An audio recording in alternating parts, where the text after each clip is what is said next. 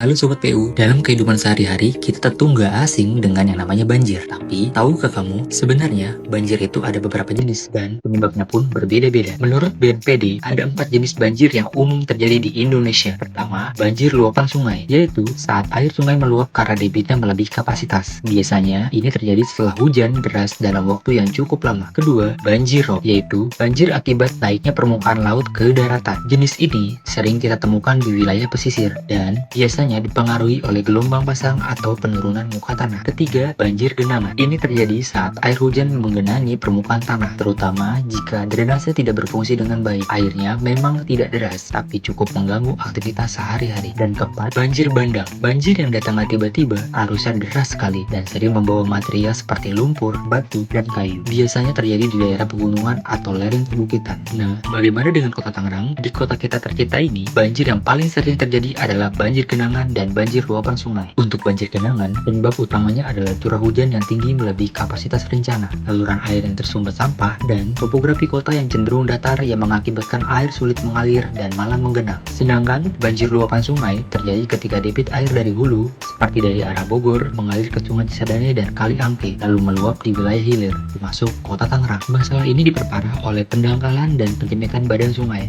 sehingga kapasitas alirannya berkurang. Untuk mengatasi hal ini, DPUPR Kota Tangerang terus melakukan berbagai upaya, mulai dari normalisasi hingga peningkatan kapasitas drainase dengan sungai kota, hingga koordinasi ke pemerintah provinsi dan nasional untuk penanganan sungai yang menjadi kewenangan pemerintah provinsi dan pusat. Tapi, semua ini tidak akan maksimal tanpa peran serta masyarakat. Yuk, kita semua sama-sama jaga lingkungan, jangan buang sampah ke sungai atau saluran air, dan mari kita hidupkan kembali budaya kerja bakti di lingkungan masing-masing. Karena urusan banjir bukan cuma urusan pemerintah, tapi tanggung jawab kita bersama. Mari wujudkan Kota Tangerang yang bersih, sehat, dan bebas banjir. Terima kasih dan tetap jaga lingkungan kita ya.